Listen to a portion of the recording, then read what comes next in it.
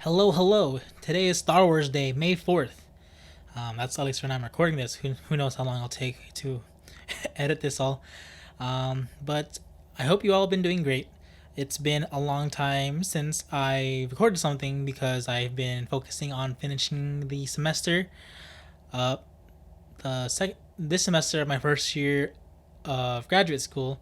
So I'm practically done. I'm doing this podcast right now. Um, to kind of distract myself from all the work I have to do by Wednesday. So there's that. So here is my next segment of what will be something positive. I hope. Um, Personally, what's been going on? I've been working a lot on schoolwork, and I found a lot of time to apply for a bunch of scholarships.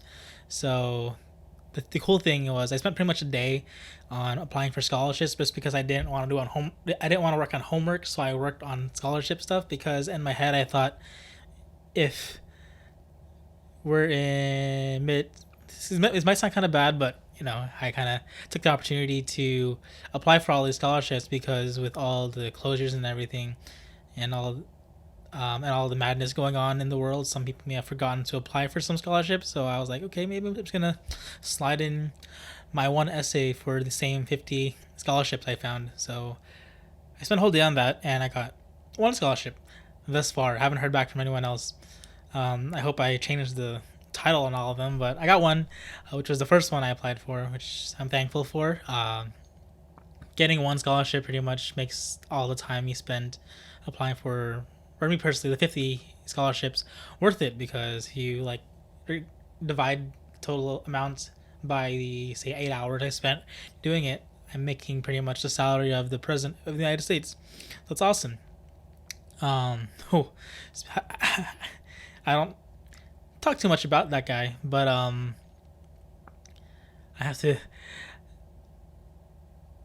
The sales of bleach and Lysol have went up 15% the past week, and I'm thinking that was a reaction based off his what he says was a joke, but he seemed sincere during his interview about injecting yourself with disinfectant to get rid of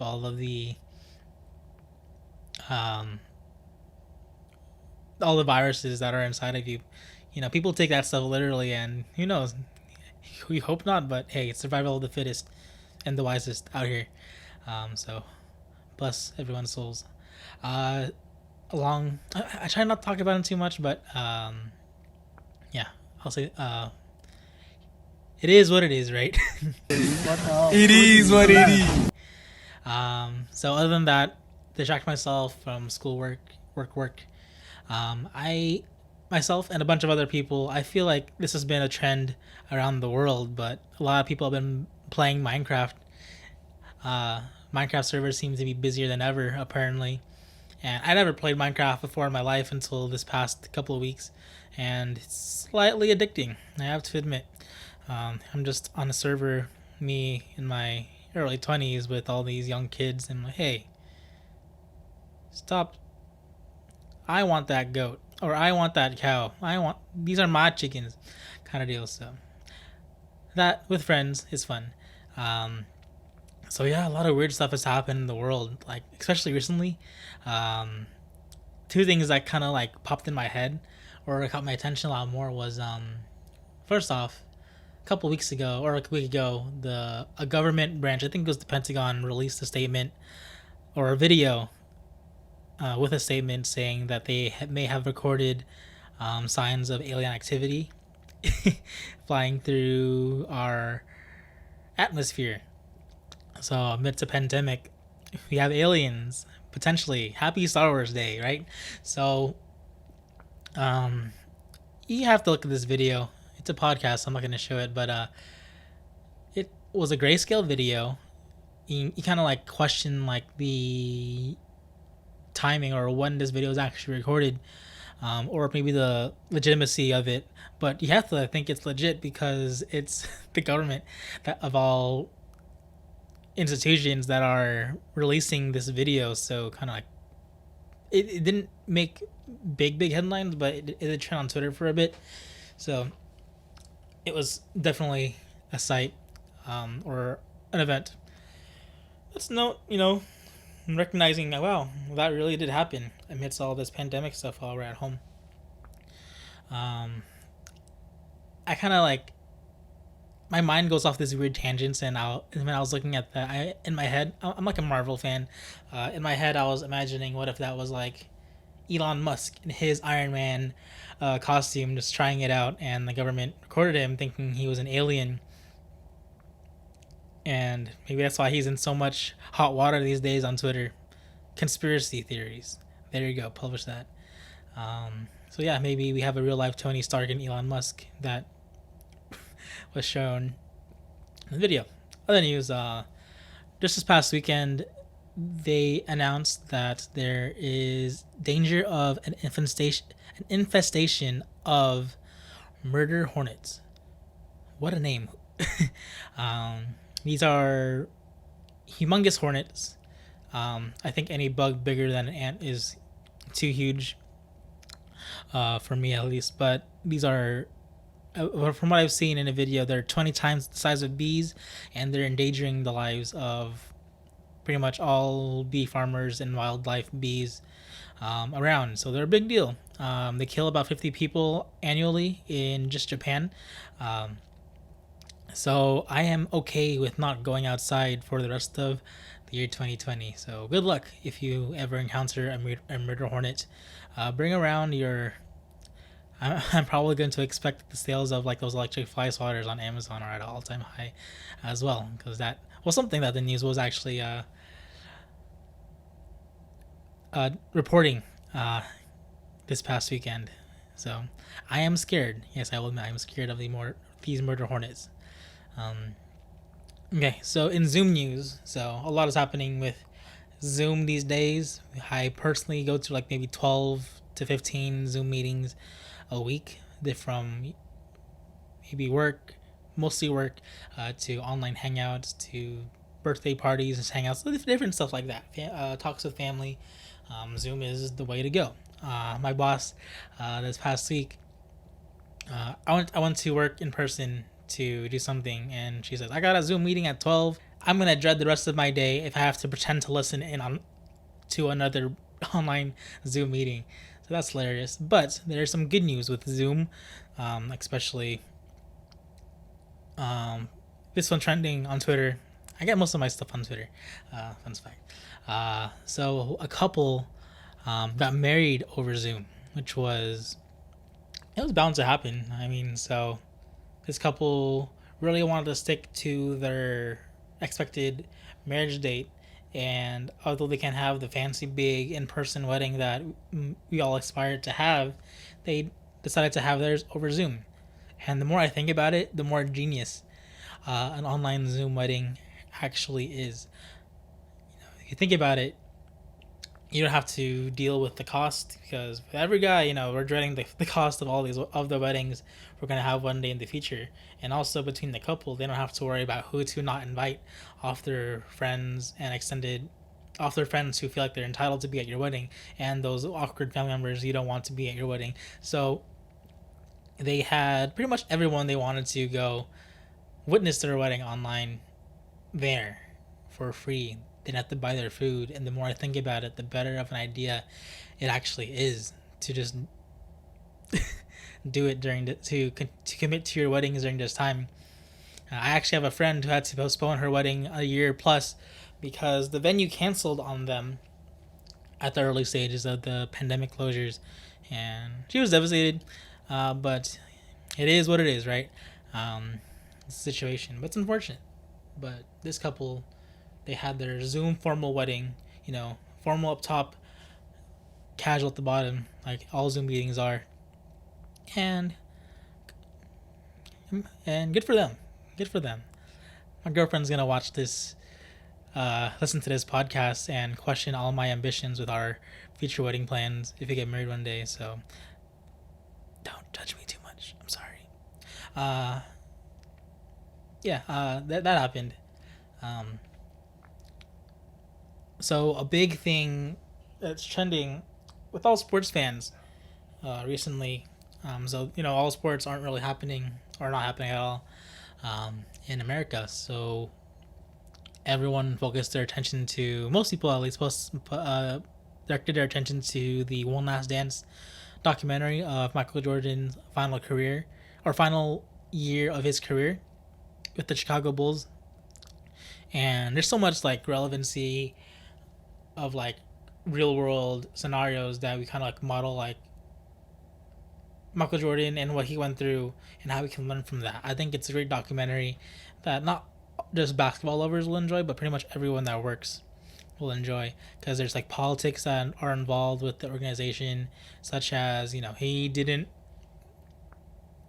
Michael Jordan didn't leave the Bulls on his own terms. It was because of conflicts with, or decisions that are made by leadership, and how they thought he was done, so they made a decision for him, which, you know, he knows himself, and they didn't commit to that. There wasn't that loyalty on the higher management side compared to what Michael Jordan had, stuff like that. So that, you know, if you're gonna work anywhere, being a sports team, if you work at a hospital, work at a college, one day, you know, there's going to be politics and different clashes of opinions, and, you know, you're kind of held to, or maybe even trapped by the decisions that, you know, these people in higher power will have for you. So it's kind of like an eye opener. Like, this happens, or like a reminder that this happens in many different areas of life. So it's a great documentary to watch in that aspect.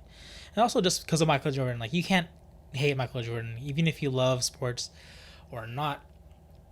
You have to know who Michael Jordan is and what he did, like his attitude towards his art, his work, the relentless pursuit of being the best at what he does. It's kind of what our generation modeled with himself and Kobe Bryant, of those two athletes. It's kind of like that mentality we invest, or try to invest in ourselves to strive for our own best work at all times.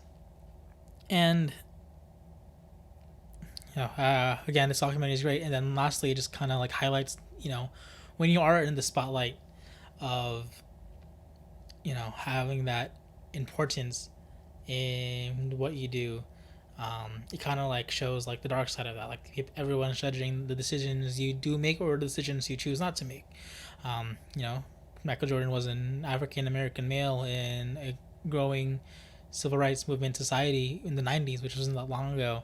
And, you know, he chose to stay out of different situations that maybe would be advocating for, you know, civil rights for African Americans, or equity, and he was bashed for that and stuff like that. So it just pretty much shows like how hard it is to be in these spotlight positions. You know, it doesn't be like on a Michael Jordan scale, but, you know, just people who are doctors, who are, you know, university presidents, who are nonprofit chairs or stuff like that. You can relate to this on a certain sense, because I had, you know, high positions of leadership with nonprofit organizations in the past, and, you know, it's hard because you're worried about what everyone's gonna think about you, and ultimately you're just trying to do what makes you happy, getting the job done. You know, you commit to your goals and what you want to do, and it then becomes, once you're in these positions of high status, you become what people want you to be, or you kind of have to battle between that. So it's a great documentary. Again, I love this documentary. I finished episode 6 today, and it's like it's very relatable. That all happened, and we're thankful that this documentary is being released. So there's lots to learn and how we can relate that with our own ends. So let's, you know, if you reflect on past people's experiences, overall, you know, it's part of that growth mindset. You learn from other people, you learn from your past mistakes, and you learn from observing the world around you and what happens, and how people react to the different things. And that goes into my next topic, where I left a work meeting this week, and, you know, I work at a college, and they said that we're moving forward with we're acting towards what's going to be the next recession in the fall. So again, you know, so with the whole pandemic stuff, we are looking at the economic impact and You can look at the numbers, the 10% of unemployment being high as ever, higher than before. But it's a different situation. But we're gonna look at it and we're gonna reflect on the recent recession, and we're all gonna. I'm confident that we're all gonna face it and tackle it more united than ever, and we're gonna take it on this recession that's going to happen, you know, with positivity that we can be stronger than before. Of course, it's scary, but I feel like my generation, the late millennials, they were the young or the older Gen Zers born in that '90s era.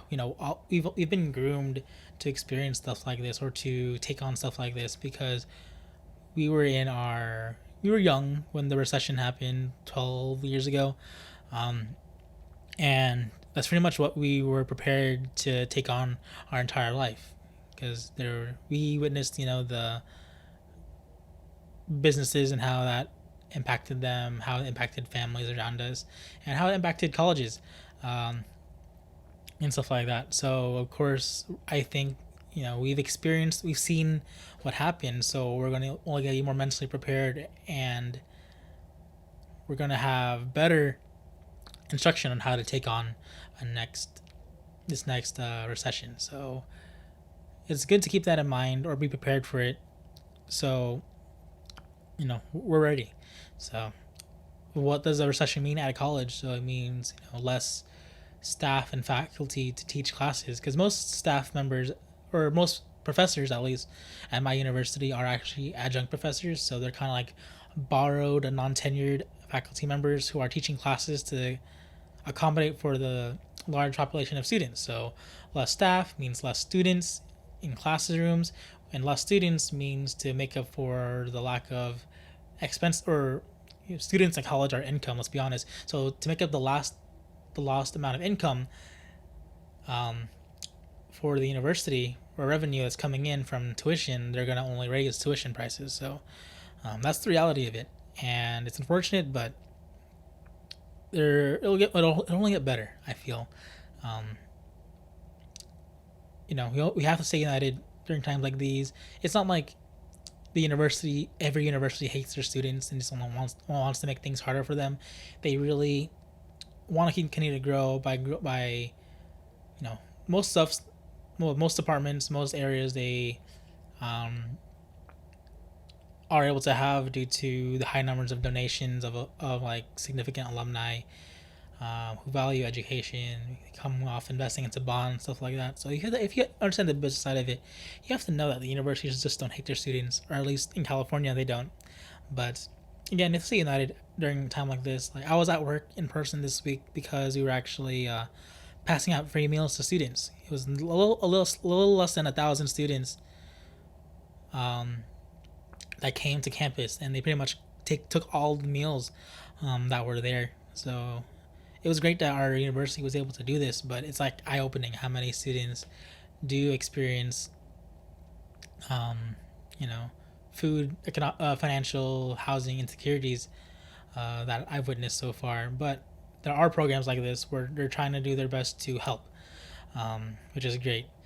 The reason why we were able to have these 1,000-ish meals, we're doing it twice a week for at least the next month for this pandemic while most students are out of work. They're doing it only because of donations that were given by local restaurants, not franchise restaurants. See how that works out.